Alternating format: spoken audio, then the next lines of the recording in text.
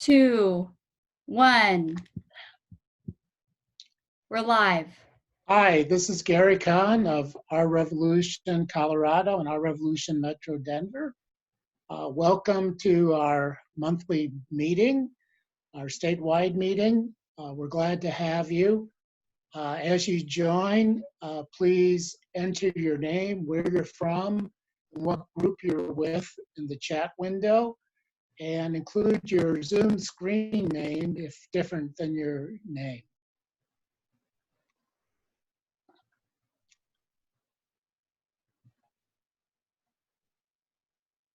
Let's see,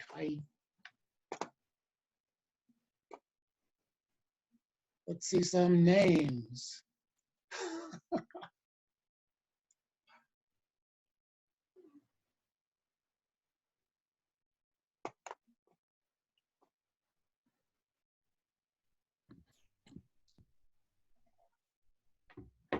So we have a wonderful call scheduled for Colorado tonight. Gary, can you tell us a little bit about what guests are going to be here for those?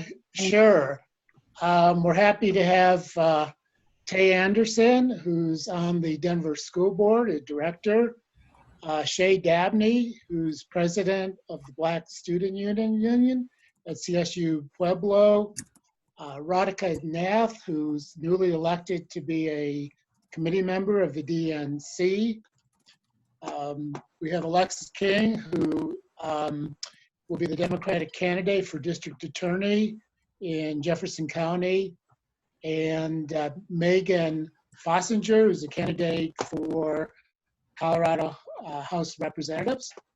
And we have several of the Bernie delegates to the National Convention who will be joining us tonight. Let's see, we have 42 participants so far, and So I see we have Lisa from Colorado Springs. Welcome, Lisa. Tay Anderson joining us. Thank you. John Durievage from Colorado Springs. A lot of people from Colorado Springs, huh, Gary? It looks that way. I think I might have a problem with my chat window. That's where people are entering, because I'm not seeing these come in. We have Joel Brown from Freedom from Religion Foundation Denver chapter. Thank you, Joel, for joining us. We'll get the call started in just a few minutes. If you could put your name, the city you're joining from, as well as what group you organize with in the chat, so we can all get to know each other as we organize across the state of Texas. As Gary was saying, we have a great lineup for this July show. A very hot July, I hear, even in Colorado. Is that true, Gary?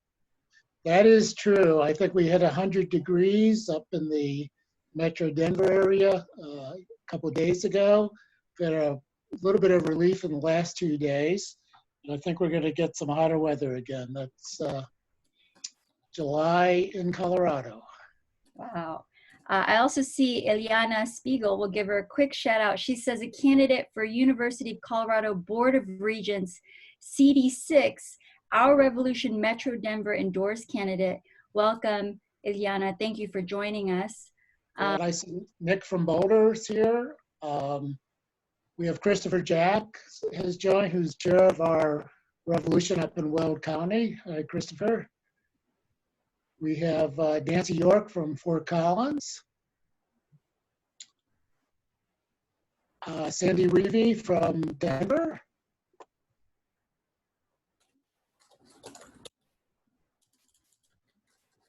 And Mary Veneer from Lakewood, yeah. I want to give a special shout out. I see Nita joining us from Colorado. Nita helped us make calls to the Our Revolution family here in Texas for Mike Siegel, which many of you know. Mike was able to win here in Texas, and we thank Colorado Our Revolution family for joining us in that effort. Thank you, Nita, for being such a dedicated organizer across the nation. Not many of us call across the states, but I know a few of us do, and so thank you to everyone that helped on that race. We're going to quickly get this call started. Gary, do you want to go ahead and lead us off with the video? Sure.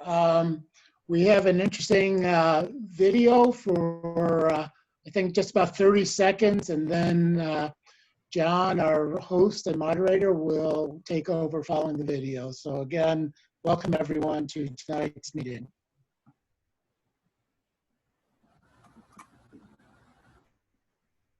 When we fight, when we organize, we must organize locally in order to win nationally. That means we must build local political powerhouses who fight on the issues and elect progressive champions up and down the ballot. We have to build from the bottom up. We don't have you as part of the revolution. We can't win elections and we can't create change. They don't do it alone. They don't do it with billionaires funding their campaigns. They do it with people power. What's the solution? Our revolution! We are going to keep knocking on doors. We are going to keep our Congress members accountable and make sure they represent our interests. We're going to keep holding town halls and summits and meetings, and we're going to keep getting the truth out there. So we are gathered here today to organize to transform our broken political and justice system. Because when we organize... Hey everyone, welcome to Our Revolution Colorado monthly meeting. I'm John Dervage with Our Revolution Colorado Springs. We got a really good lineup today. A lot of really good speakers. First, we're going to be hearing from Tay Anderson, who's currently serving on the Denver School Board. We then have Shay Dabney, who's the president of the Black Student Union at CSU Pueblo. Radhika Nath, who's the elected official to the DNC in 2020. Hopefully can bring some changes to the DNC. Alexis, winner of the primary for District Attorney in Judicial District 1. It's the district. District 1 is Jefferson County and Gibbon County in Colorado. Gilpin, sorry. And then Meg Fossiner, who's currently going to be the House candidate for District 20 and near the Colorado Springs area. And then closing off the meeting tonight, we'll hear from several Bernie delegates who are going to be representing Colorado at the national convention that is coming up. And we'll be telling you how you can get involved and really help, grow this progressive movement across this country that we desperately need as we enter the 7th month of this year. So with that, I want to turn it over to Christy Lower first, who is part of Our Revolution National. Take it away, Christy. Yeah, so thanks, Colorado, for having us on the call tonight. Amazing activism and organizing coming out of Colorado and across the nation. We're excited to give you the updates on what's happening nationally with the Our Revolution family and the wins that we're beginning to see as we organize, create infrastructure for our campaigns nationwide, state to state. We are, at Our Revolution, we like to keep focused on the work that we do. Many of us have been activists and organizers for years, often decades. And so we see Our Revolution as an opportunity to begin that work of building infrastructure to organize and actually win progressive power.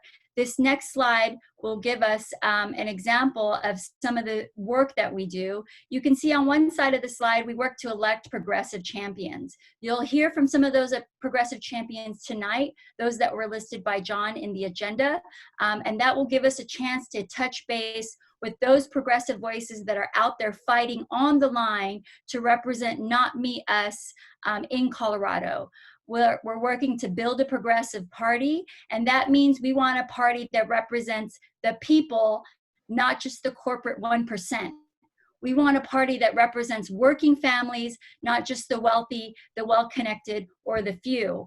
And so we aim to achieve that with the work that we do in OR. And finally, at the very foundation of our work is we aim to win on progressive policy. That means that we want to fight for those issues like Medicare for all, a Green New Deal, a living wage, college for all. John has my shirt on. So we want to continue those fights, continue the movement, and continue that work now until we win. We will not give up. We always say progressives are tough, and this is a time that we need to continue that work.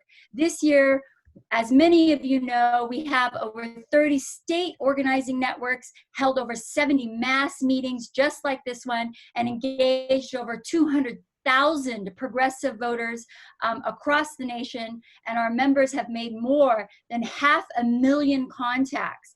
And when we say we're contacting people, we're not just contacting anyone, we're contacting progressives, bold progressives, Bernie-crats, the kind of progressives that we want to fight for and build the voice for. We're expanding our bench of electeds. So far this year, 62% of our endorsed candidates have won their seats. We had a tremendous win here in Texas last night, and we aim to follow through with more wins state by state across the nation all the way through November and into locals. You'll see there was a mayor's race in Baltimore. Portland, Oregon had a progressive win. We had tons of work that was done by those local candidates. And of course, the squad, we grew the squad, y'all. We say we want to take the squad. Some people call it the squad. We say the squad needs to be a mob. So we need more representatives in Congress that are going to help build the progressive message and the progressive voice. Jamal Bowman won, Mondaire Jones, as well as Marie Newman. And those are some people you'll hear from later on through the call and through November. Yesterday, we scored 6 more wins in the Texas runoff. And as you heard, people made calls from across the nation to help those progressives win state by state. Together, we are stronger if we're able to work in solidarity to help the progressive voice. Mike Siegel for Congress and Jose Garza won for District Attorney in Austin. Mike running in CD10, Austin running for the city of, Mike running for Congressional District 10, and Jose running for the city of Austin, both in very competitive races. So these progressives are champions for Medicare for all, a living wage, a Green New Deal, ending mass incarceration, and stopping mass criminalization. These are the voices we need in power to help change the system. So we're excited about those wins as well as other wins locally across the state of Texas. And we're not done, y'all. There are primaries that primary runoffs we still have to work on now through November, as well as the November general election. And we'll be following through with much of that work. Tonight, we're working with organizing for Medicare for All. And of course, we'll be helping organize the Green New Deal come 2021. On the issues, we're backing Medicaid expansion in Missouri, the fight for 15 in Florida, affordable housing in California, and shutting down the Dakota Access Pipeline. So we want to support the campaigns, not just for candidates, but also for issue measures and ballot measures. And we'll talk some more about that work, the things that you guys are organizing around in Colorado. Colorado is a lead state in the nation for progressive values. You guys legalized, you work to create a clean, healthy environment, and so many of you are followed by the nation. So we appreciate all the progressive work and action that's happening there, and we hope to build upon that. We're building a more progressive Democratic Party and passing unprecedented progressive state platforms. You'll hear from the delegates tonight on the call from Colorado. I was a delegate in 2016, a delegate alumni for Bernie Sanders, and I'm glad we're building the delegate family as we continue the work now until we finally accomplish our goals. The Democratic National Convention is a month from this Friday, and we're working to ensure the party rules and platforms are as progressive as possible, and we rely on the work of our delegates who you'll hear from later on in the call. That said, you guys can see we've done a ton of work this year. No one that I've spoken to, I cannot believe that it's July. These are strange times that we're living in, COVID times, and the work that we do is so pivotal, not just to ourselves, our well-being, our families, our friends, but quite frankly, the work that we do is important to humanity, including believing and fighting for universal health care and fighting for progressive issues like the Green New Deal. So if you want to continue helping us build the infrastructure, build the work, build the teams, build the groups state by state, we ask you to make a donation to our revolution. The link will be placed in the chat, and join up. More than donate, also organize. We need you to become an active member, an active organizer in your community so that we can build the progressive voice right where you live. Back to you, John, and what's going on in Colorado. Great, thank you so much. And just as a quick note, before we begin, if you have any questions for any of our people we're going to interview, just put it in the chat and we'll do our best to try to ask it. So we always love getting questions from the audience. So first off, we will have Tay Anderson, who's currently serving as a board member at large for Denver Public Schools and as a leader of the Black Lives Movement in Denver. So thank you so much for being here, Tay. Thanks for having me. Thank you to all of our progressives in Colorado for continuously doing the work. I know we didn't get the Senate candidate that we wanted for the U.S. Senate. However, I have an obligation to defeat Cory Gardner in the 2020 election.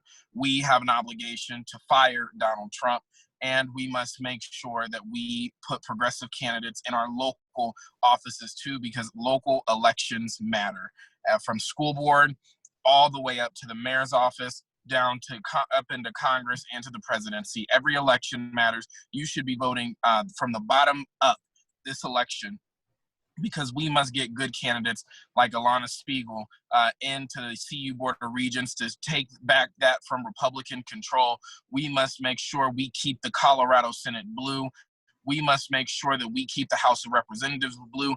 And when there are moderates that do not want to stand up to progressive issues, we have a duty to primary them to get the candidates that will step up for our values. And so just so excited to see the work that we are doing as progressives all across Colorado.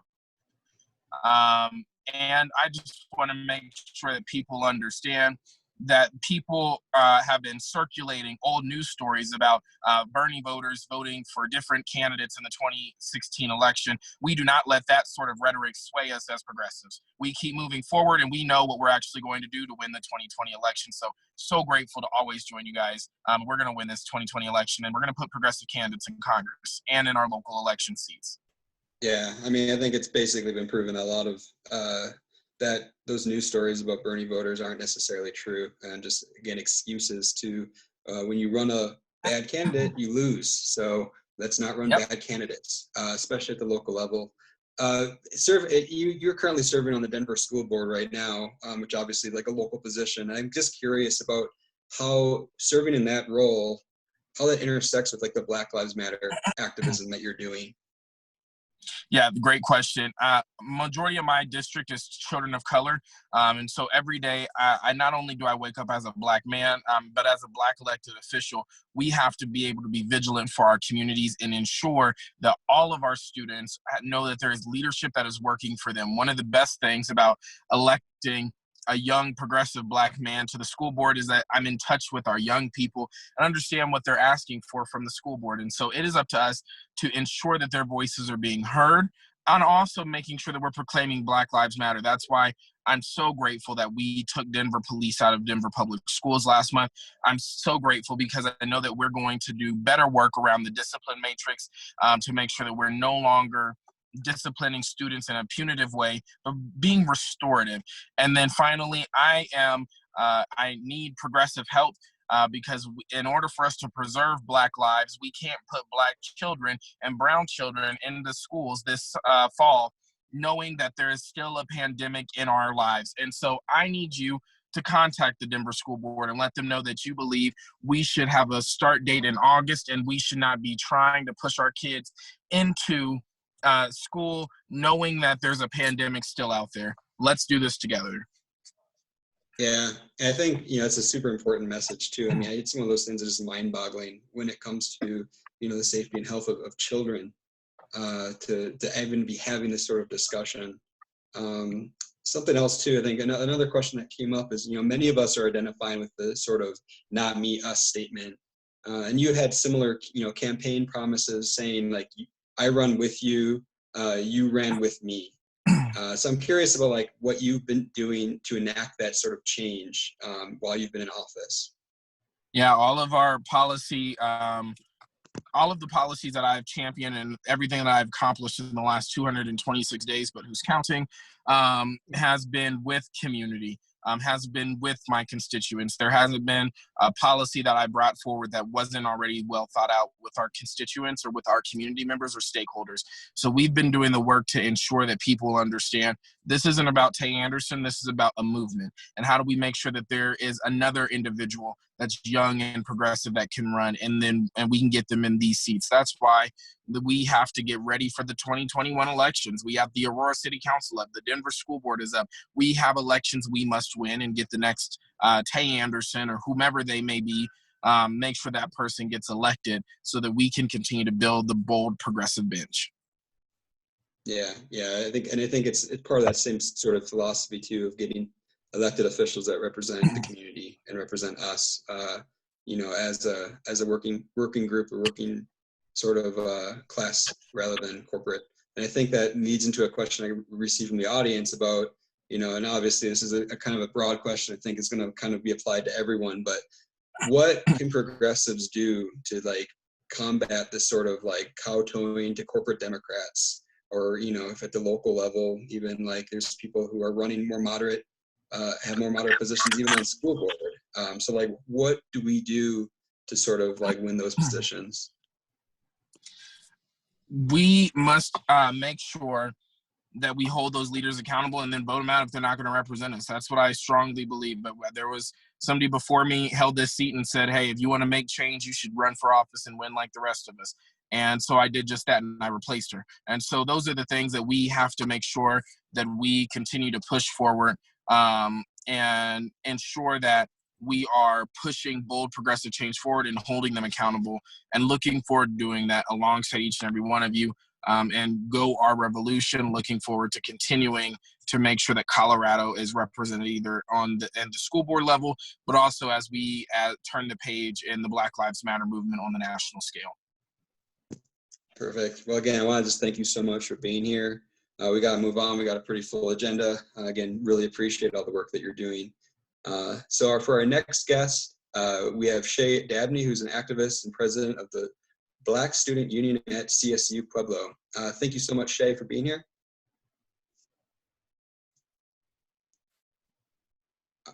Do we have audio, or you have an audio issues? Can you? I was going to say, can you hear me? Gotcha. Yeah. Thanks for having me. Yeah, no problem. Yeah, so you were on NPR recently, and I think you were quoted saying, quote, "We're exhausted, we're fearful, we're angry, and we're only through half a year's worth of racism so far," which is a very powerful statement. Can you tell us a little bit more about that? So specifically from where I sit, we have a really interesting culture here, especially being from Colorado Springs, and that Black people are only 4% of the population, and yet we have felt the effects we have George Floyd here in Colorado. And that's something I spent a lot of my time speaking to. So when I was sitting down for my NPR interview, I was very overwhelmed. And there was a lot of feelings that I felt. There was a lot of sentiments that I wanted to express. And they actually turned out really simple in that quote that you just gave.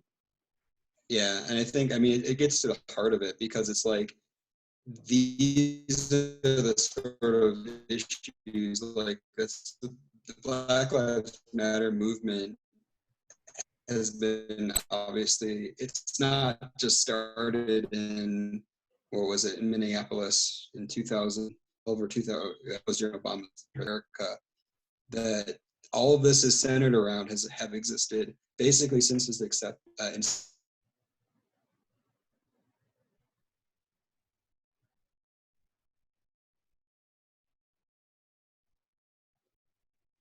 burner,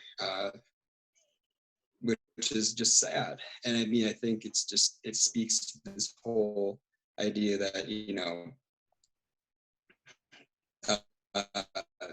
people just don't want to address it. And I mean, I think the foundation of that is this idea of defunding the police. My stance on defund the police overall is definitely, I feel it's definitely something that is easily accomplished. It's not a great ask considering that we have some cities around the nation that are deciding to disband their police forces altogether. So especially being in Colorado, I understand that disbanding the police as an entity would be very hard to accomplish. However, defunding the police, especially when we start getting into budgets and we're starting to break down how much money is actually going to this institution on the whole, I think it was $7 billion of approximately $20 million. So about half is going to the police. So when we are looking at defunding, I feel like that's just the obvious first step to take, in that the resources that are being delegated to them are not being used responsibly, and we could use those resources elsewhere. As far as having police officers on college campuses, at CSU Pueblo, that's how we function. I've had very limited interactions with the police on my campus. It kind of speaks to my relationship with police officers on the whole, that they don't necessarily bring me any kind of comfort or general feeling of safety. So I feel as though there's definite, I just don't really see the purpose, actually.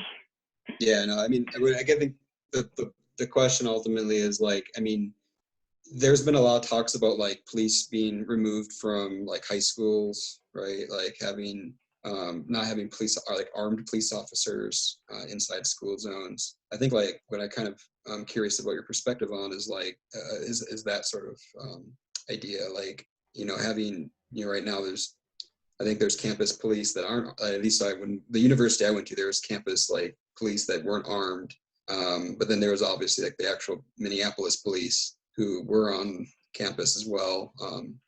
Kind of what are your, like, you know, your kind of hopes and dreams, I guess, speaking very kind of broadly about, you know, changing the police system and the justice system in America, but also just like on college campuses. Particularly in high school situations, I don't see, we're dealing with what are essentially what is viewed by the law as children. And we have this system that criminalizes children from very young ages. And then they have been, once they're criminalized, they go on to be criminalized by society on the larger whole. And it starts in school. So I think overall police officers have no place in schools. I think that any issue that comes up between students can be resolved by administrators. It can be solved by counselors. That's what they're there for. I think that too much responsibility has been delegated to police officers because they're not trained to handle these kinds of situations. I think that it fosters unhealthy relationships with police for people to go on with later in life. I just don't think that that is an appropriate situation in which to have police officers. I don't think it serves the purpose it was intended to. I think it's led to, it obviously, I was going to say I could break down statistics into how it disproportionately affects Black people. And that's why I think it's great. I'm very actually honored to be able to speak after Tay Anderson, because I think it's huge that DPD is no longer in high schools. I think that's something that's hugely important. It needs to be a part of a trend that goes on across the state, if not the country. I don't see the need for police officers in schools. No, I was going to say they don't really serve as deterrents, in my opinion. Yeah, no, yeah, I think I wholeheartedly agree, especially the statement about getting good representation in every level of government. So I want to thank you so much for being on the call tonight, and really what you're doing with your activism. So, but moving on, okay, we've got a full agenda. Our next guest is Radhika Nath, who's a healthcare expert, former candidate and activist who is organizing healthcare justice here in Colorado. Thank you so much for being here, Radhika, and just tell us a little bit about the work that you're focusing on in Colorado involving the healthcare system. Unmute myself first here. Yeah, so You know, I first ran for office for DPS school board actually, alongside Tay. So what Shay is saying, what Tay has said, resonates so fully with me. So let me tell you where I'm coming from. My professional life has been in healthcare, and Owen and I go back a ways when we were fighting for universal healthcare here in Colorado. Racism is a public health crisis in our nation. Public health is about making sure that our population is safer because we have structures and institutions that promote everybody's health. And yet we live in a nation where Black, Indigenous, and people of color have been marginalized. We've engineered systems to keep populations poor at every level in the US, starting from educational inequities that we are seeing play out in DPS and that Tay is fighting, and that Shay just mentioned about the school to prison pipeline, to people of color being disproportionately affected by the lack of healthcare and having more disabilities and fewer access to resources, to the imprisonment, disproportionate imprisonment of Black and people of color, college education being out of reach or creating crushing debt for children who become adults that want to climb out of this cycle of poverty, to redlining and not allowing the intergenerational accumulation of wealth, to employment discrimination in a nation which has employment-based healthcare, right to work, jobs that have no benefits, employers who have exemptions from providing benefits, income qualifications for even qualifying for Medicaid. These are structures that have created all kinds of barriers so that we have Black, Indigenous, and people of color having very poor health outcomes. We need Medicare for all in our nation. We cannot claim to be a developed nation, and we cannot actually have a well-functioning economy and society if we do not have Medicare for all. And this time of this pandemic, for the first time, is showing us that each person is not on their own. It's not as if, oh, well, that person just didn't take care of their health and, they have diabetes or something because they didn't eat well, they didn't take care of their health, they didn't work out, they didn't do, it's personal responsibility, it's all up to the individual. No, for the first time, we're seeing that our health is interconnected. That when we ignore the plight of our neighbors and our fellow citizens who do not have health care, the lack of healthcare that they have, and therefore they succumb to this virus, well, it will spread to us too. And for the first time, we realize we're in this together. We need a public health solution, and we need Medicare for all. It would start creating a base. It's not a ceiling, it's a base for the first step towards creating equities, creating equality, creating a fair nation, a nation based upon justice for all. Yeah, I think, the question is ultimately like, how can we achieve this? I mean, you got elected to the DNC, right? So obviously there's a lot of moderates and a lot of control in the local Democratic Party that's trying to prevent, that sort of, I would agree, absolute necessities and changes we need in America to, continue to be a first world country. So I guess, what are your plans going forward for the DNC as you move into the DNC? So big picture, I think that for so long we've sat so comfortably with our exceptionalism that everything would work fine no matter who we elected and who came in and broke which institutions and how far back we could roll any sense of justice we had, right? So we really need an agenda that creates national renewal. That's why the Green New Deal resonates with so many people. That's why Medicare for all gets everybody excited. College for everybody. These are all big picture programs that reset the equation so that the little people can actually be the people, you know? My big fight will be Medicare for all, for sure, because I think that just like there are vicious cycles, we can create a virtuous cycle, and we can start with Medicare for all. I think Medicare for all is actually not as far off as some people think.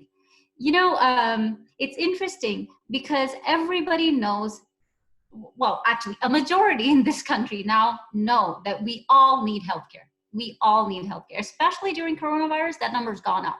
We all need healthcare. We also know that our healthcare system is broken.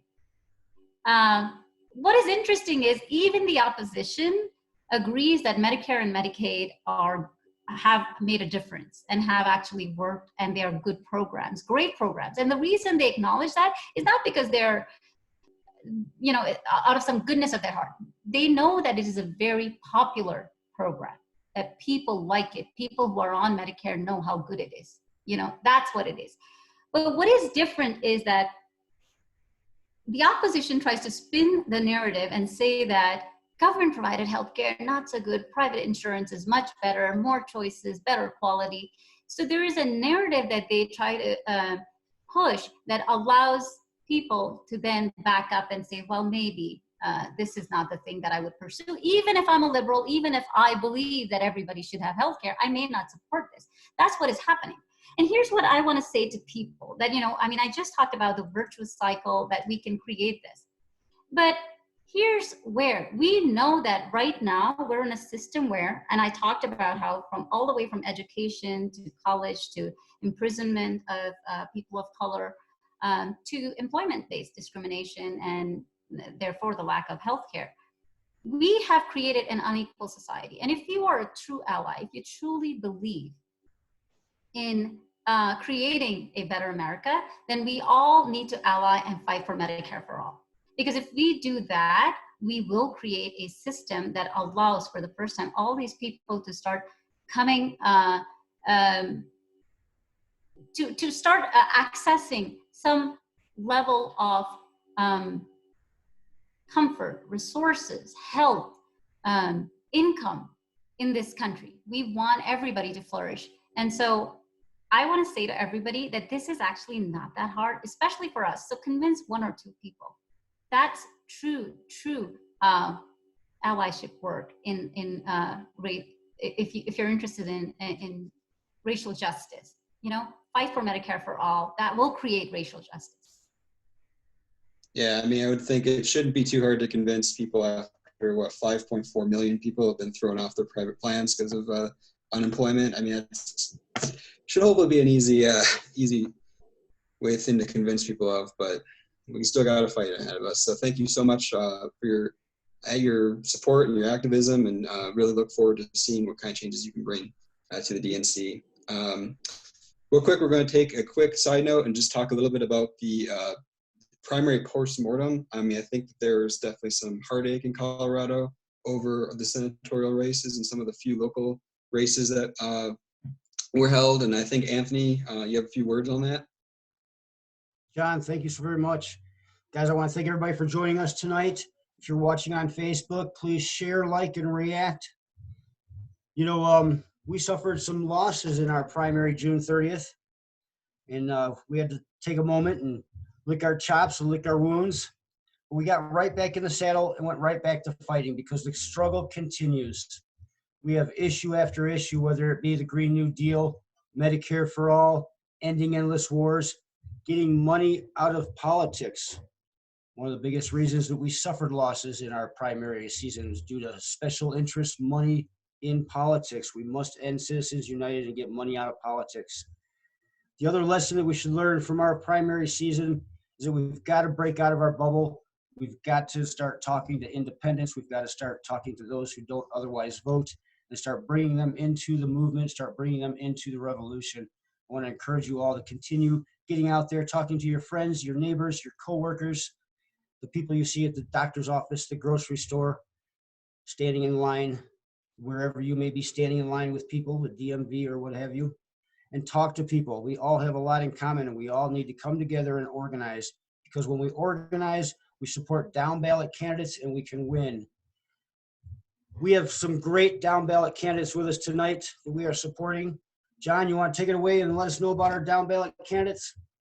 Yeah, for sure. So, and yeah, as a note too, I mean, we got the right message. I mean, poll after poll shows that the policies that we are running and support are the most popular and what America wants. It's just we need to beat that, the money that, and that's the hardest part, is beating the money that's going against us.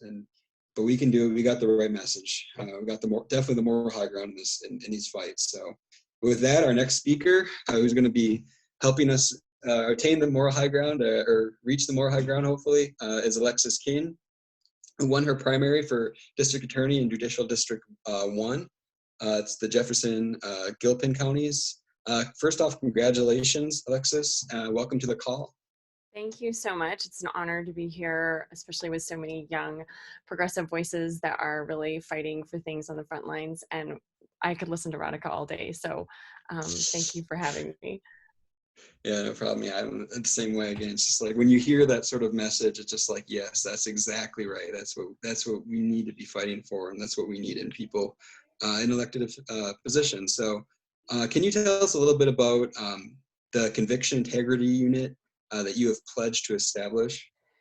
Yeah, so conviction integrity units have kind of become a talking point, especially for Democratic candidates nationally, but a lot of them don't really kind of get the job done. And so a year ago, we started out with the idea of a conviction integrity unit that not only worked with alternative defense counsel and hopefully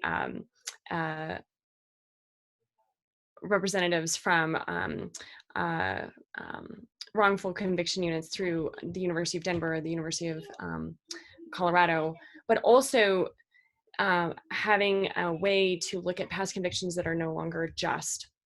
And what I mean by that is, you know, our marijuana laws and drug laws have changed significantly in the last 10 years.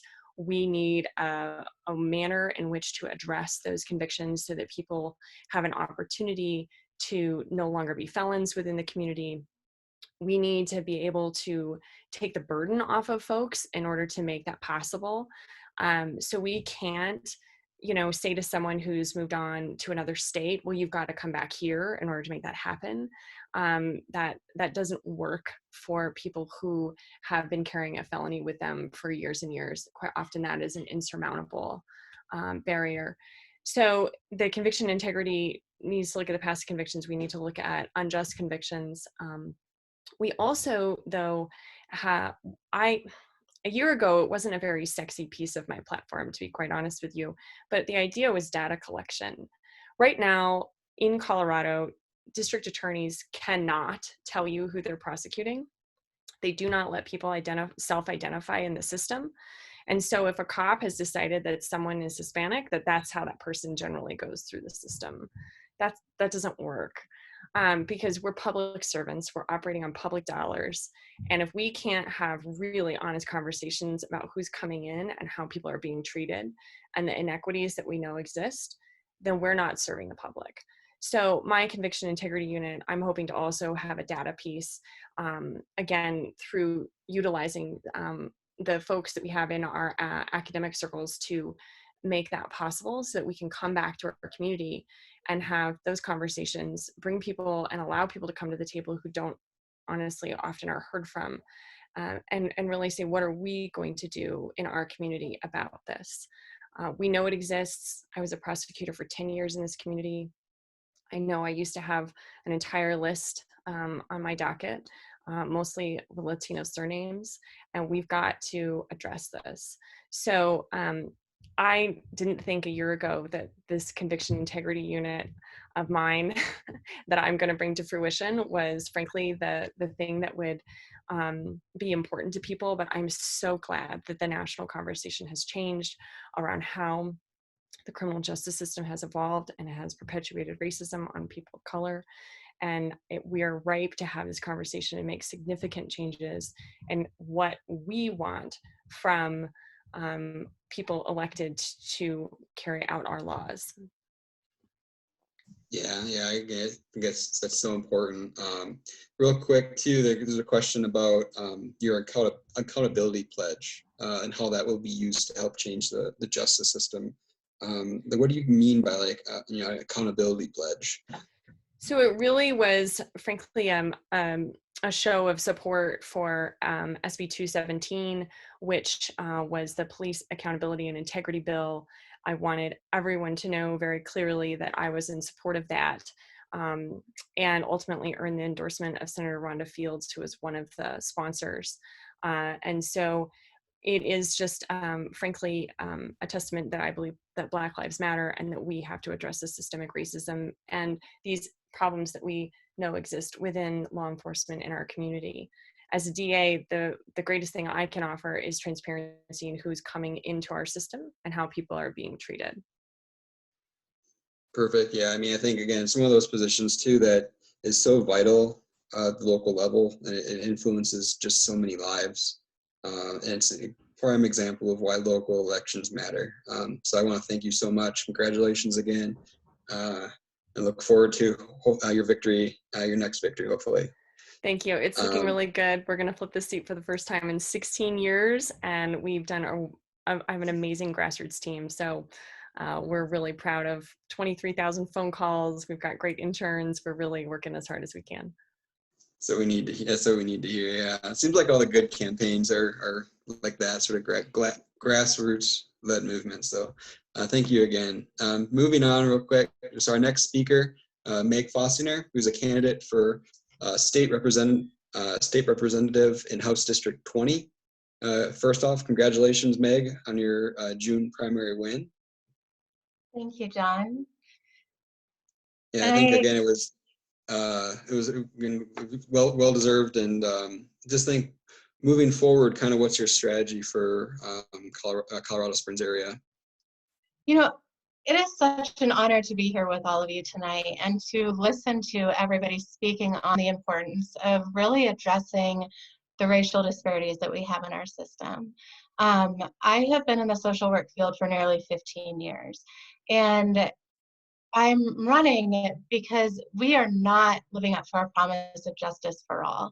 And there was never a question for me when I chose my campaign slogan that that's exactly what it would be, because that is what I've committed my life to. That's what I've committed my work to.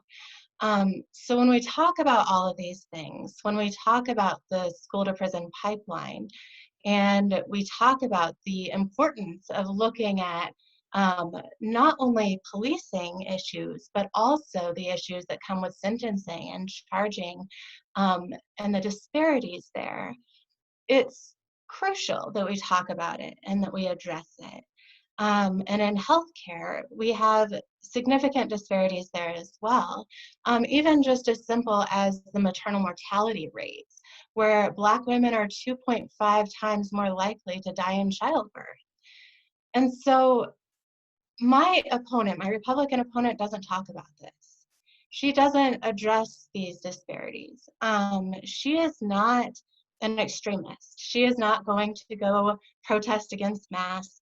She's not going to, do some of the things that so many of us find absolutely shocking. But she is also not a friendly vote. She does not support things like Medicare for all. She does not support expanding environmental protections. And I think the people of Colorado are really ready for that. They're ready for those conversations, and I'm ready to have them.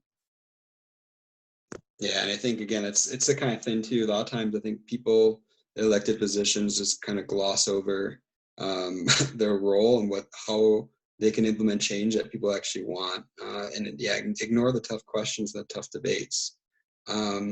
So again, I think again we're pretty short on time, but thanks so much for you being here.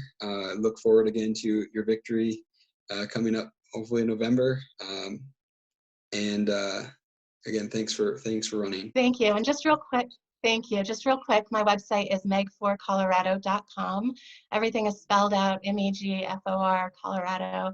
And the big need right now is for volunteers and, of course, funds. I did have a primary, and so we need to raise some money to flip this district.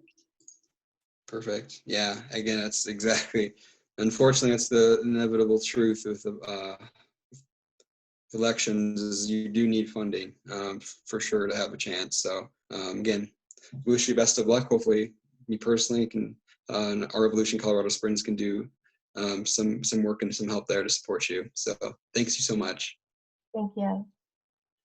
Now I want to turn it over to Anthony to introduce our next guests. These are going to be some of the people representing us in some Bernie delegates representing Colorado at the Democratic National Convention. Take it away, Anthony. John, really quick, and Anthony, before we move on to delegate business, I really quickly wanted to say it was wonderful hearing from the Colorado candidates. And a few of them mentioned what we can do as our revolution activists for them to help them win. Connect with their campaigns, but also know we have a powerful tool available to Our Revolution organizers and activists across the nation, and that is the Our Revolution dialer. You can make calls for your local candidates. I had candidates here that won races with as little as 50 votes. So those calls that you make, those voters you ID, will make a tremendous difference in their races.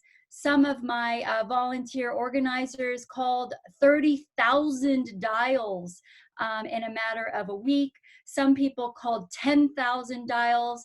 And to take the progressive message to the level that it needs and help all of these amazing people you just heard from win, we have to connect with voters. We have to make those phone calls. We have to ID those members who are going to turn out the vote for all of these candidates and help them win in November. Christy, thank you. Guys, I just want to real quick take a moment to tell you about the 2020 Bernie Delegate Network. It is a hub of more than 1,000 Bernie Sanders delegates to the Democratic National Convention. If you are a DNC delegate, let us know by joining the Bernie Delegate Network. I will drop that link in the chat and also on the Facebook feed. We've got 3 Bernie 2020 delegates to next month's National Democratic Convention.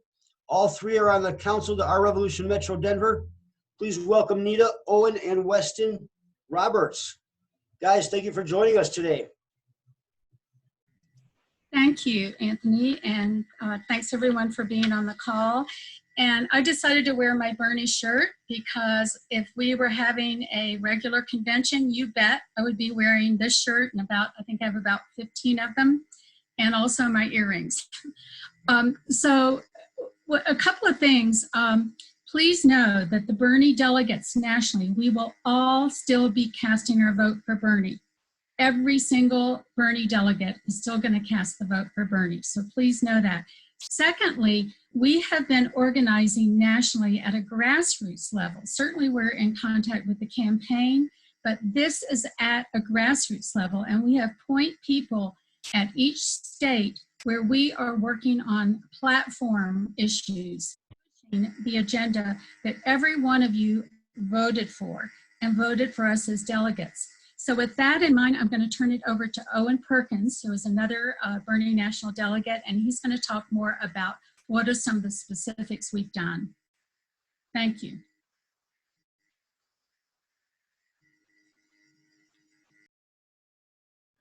Thanks. I wanted to shout out to a few other delegates who are in the room. I saw Anthony, of course, and Dennis Obdusky, Elise Beal, Mike McCorkle, and Joe Salazar with the DNC, all part of our delegation. You know, we've gone through some transition. Most of us started running when we thought Bernie really was going to win. And a couple days after our campaigns were launching, Bernie dropped out. So it's been a lot of transition for us, and it's really put the not me, us policy to the test. But I think we've responded to it. And we have really focused on trying to bring the party left, trying to make an impact on the platform, on the rules, and trying to push an agenda. One of the great things, we have a combination of people who've been to conventions before, and most people are at their first convention. So we've got a great combination of wisdom, energy, passion, and idealism. And we haven't been satisfied to just be delegates showing up for a celebration. We're trying to get something done. We've been meeting every week until we got together as a full delegation, and the Bernie group keeps meeting every other week. One of the things we did was survey every state party platform and see what the most popular Democratic progressive issues were. And we honed in on 4, and it keeps evolving, but we're really trying to push for Medicare for all, a Green New Deal, college for all, and free and fair elections. And as things have changed, we've been pushing for things regarding the pandemic and trying to get people to look at Bernie's model for how to address the pandemic. And we've been looking at racial justice. And we happen to have a great collection of some Native American delegates in our group. So we've been able to focus on that and some of those issues in a way that I haven't seen Colorado delegates talk about before. But we've brought incredible initiative, communicating with delegates all over the country, talking to Bernie's campaign, talking to the CDP, the DNC. We've driven some of what's happening. We told the Bernie campaign, gave them a lot of valuable feedback that they incorporated and changed their whole approach about how delegates can represent themselves and reach out to other people and to the media and respond in there. And we also played a big part in, as much as we all wanted to go to Milwaukee and be part of the delegation in person, we really strove and pushed for a sensible virtual convention. So that's about as much time as I'll take right now, except to say that we really want to have an event coming up where we get to listen to you and take your input with us to the virtual convention in about a month. So I'm going to turn it over to Weston now to talk a little bit more. Thanks, Owen. Can you all hear me? All right. Well, my name is Weston. I live in Denver. I'm an at-large delegate for Senator Sanders representing Colorado. I'm a local activist, solar energy worker. And first off, I'd just like to say thank you to all of our other panelists and local progressive champions, and thank you to everyone for the support. Bernie's vision has always been about the bigger picture, and our fight transcends any electoral timeline. We must be prepared to continue this fight through this convention, through November, through 2024 and beyond. Not Me, Us was always more than just a slogan. It was a philosophy, and Bernie meant it very literally. This fight was not about Bernie. It was about us. It was about bringing the power back into the hands of the people. And while our role as delegates has been difficult to navigate during these uncertain times, we want to reassure you that we're doing everything we can to influence the platform and bring about substantive change and systemic change rather than performative or symbolic change. As a delegation and a campaign, we've seen fleeting moments of that change manifesting. We've seen all of these progressive champions win their primaries. We've successfully pushed to move our convention to a virtual setting as a delegation. We've been working on a project to create custom masks to protect one another and display messaging that highlights some of the core tenets of the Sanders 2020 campaign, including Medicare for all and a Green New Deal. And we've also seen some movement from the Biden campaign on the issue of climate change, successfully moving the proposed timeframe to transition our energy system to 100% renewables from 2050 to 2035. Biden's also included $1.7 trillion in investments toward renewable energy and his plan to address climate change. As a renewable energy worker, I'd like to acknowledge that these measures don't go nearly far enough. Bernie's Green New Deal proposed roughly 10 times more in investments toward renewable energy, a ban on fracking, ending federal subsidies for fossil fuel companies, nationalizing the US energy grid, and much more.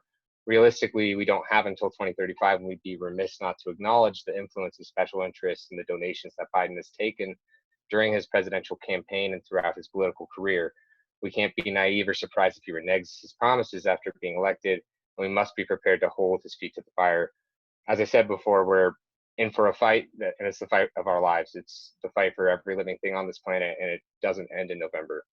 I've also been working with some of our DNC members, including Terry Tucker and Radhika on our call here, on trying to introduce language to the platform related to animal welfare, animal agriculture, and protections for highly threatened species through bolstering the Endangered Species Act, investing in technologies like precision fermentation that can transform agricultural practices and their impact on the environment, and placing a moratorium on factory farming. If you'd like to learn more about that, please visit greennewdealforanimals.org. And that just about does it for me. So.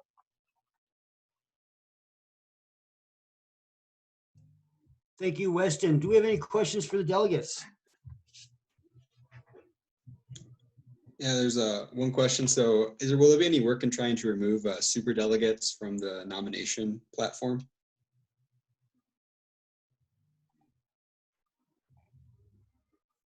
Any of you delegates like to take that question? That's a really good question. Definitely a better question for some of our DNC members and those on the rules committee who are actually involved with influencing that. But I've definitely had some discussion about that with some of our DNC members. I know Jerry Shepard has been adamant about making changes in that way, and also just preventing some of the changes that we've made in 2016 from being reversed. Any other questions? There's one other quick question too. So, what can the delegates do to help try to push the sort of the platform? Like, the presumptive nominee is pretty much said he's against Medicare for all in a lot of the ways that we really want to see it. What is a delegate can you do to kind of help, tip the scales and push the progressive platform, make it more part of Biden's campaign? Well, I'll jump in a little bit. We've been pushing, in every avenue we can, and I think everybody can help out a little bit with that regard, because some of the platform committee meetings and preparation early meetings are going on where anybody can join and watch. You can't participate, but we have some of our delegates are on the platform committee. People like Dennis Obdusky and Terry Tucker, who couldn't be here tonight because I think they're meeting tonight on the platform committee. But those events are broadcast on the DNC's the convention YouTube channel, and we've had petitions going for all the delegates. We've been getting delegates on board as soon as they get elected and approaching them with the kind of things we're trying to push and build a big movement and make sure that we've got lots of votes out there to sway the platform to the left.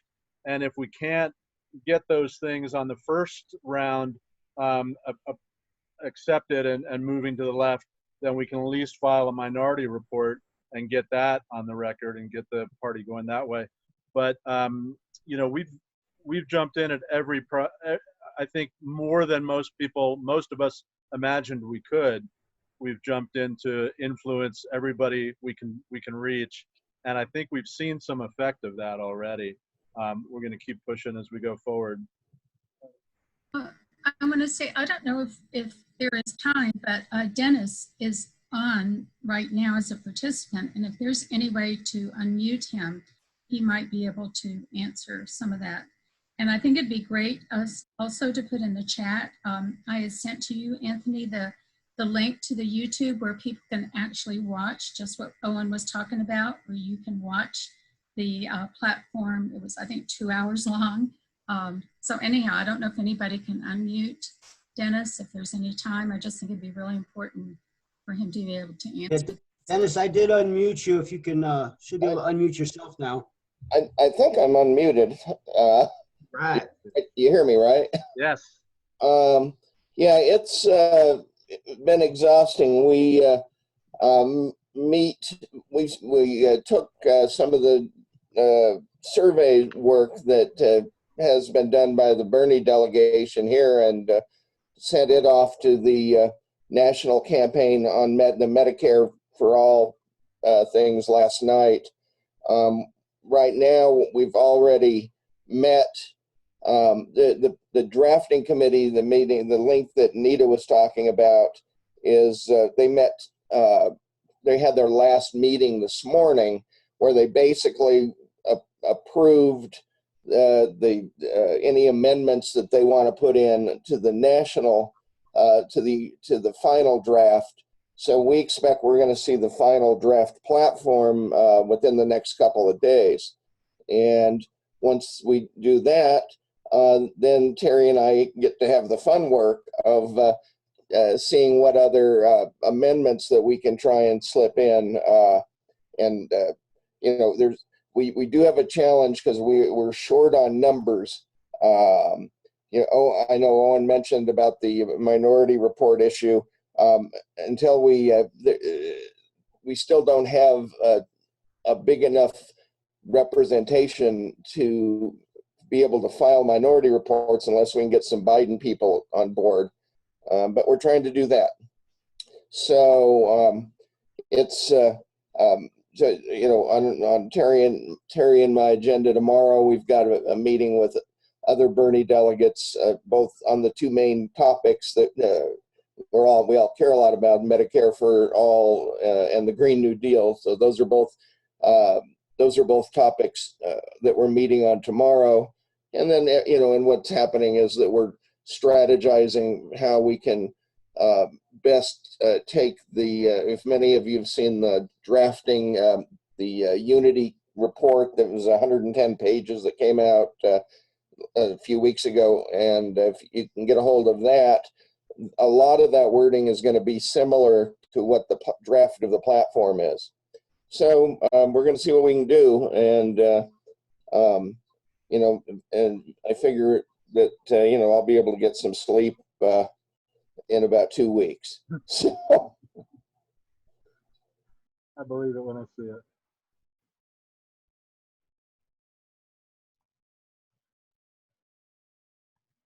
Thank you, Dennis. Oh, and did you have anything else, or should we have John finish off with our calls to action? I think we can go.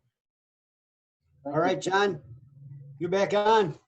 All right. Yeah. So there's a few, I think, very important goals that we're trying to get as a progressive movement. One of them, we for sure want to build our student network. Obviously, like the shirt I'm wearing, college for all is really important for the future, I think, of this country, and not to have crippling debt when you get out of college. So if you are a student and want to bring political revolution to your campus, we're going to post a link in the chat. Sign up on this link and help start setting up an organization for Students for Bernie, or join the local Our Revolution chapter in your area and get students involved that way. We also have a climate crisis council. We're trying to get the DNC to move further left in this topic. Obviously, it's of utmost importance that we get a Green New Deal through. So if you want to be part of that too, and sign a petition trying to urging the DNC to adapt the recommendations of this Climate Crisis Council, we're going to post a link for that as well. Speaking of delegates, Our Revolution is also a clear organization aggressively combating the rhetoric and the messaging from both moderate Democrats and obviously the Republican Party. And your donation to Our Revolution helps, greatly helps us continue to spread this message, elect local politicians and progressive champions across the country, and really get out the vote for the remaining primaries this year, and obviously as we move forward. So we're going to also post a link for our Revolution's donation page. And finally, our Revolution groups across this country are holding Zoom calls just like this one every week. Tomorrow, there's Our Revolution Connecticut holding its monthly call, and it's going to do the same thing, feature local candidates running a very progressive platform. Also tomorrow, there's Our Revolution Texas is going to take a victory lap, all those recent primary victories. They're going to be doing that on their call after the big news of Mike Siegel for Congress, Jose Garza for Austin District Attorney.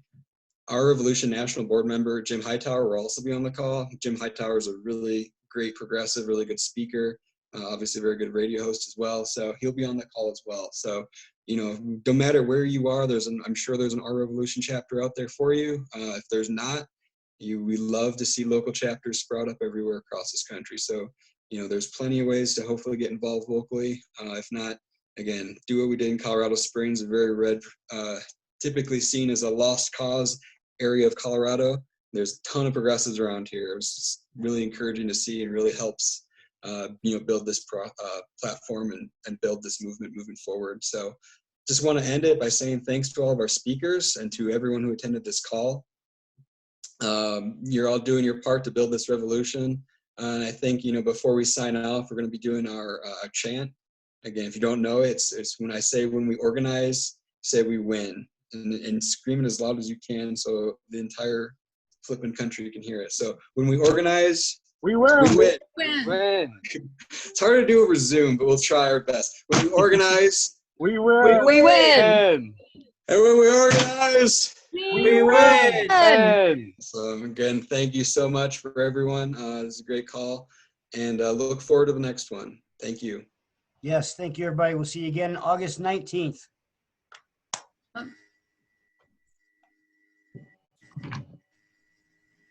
Yeah, sorry.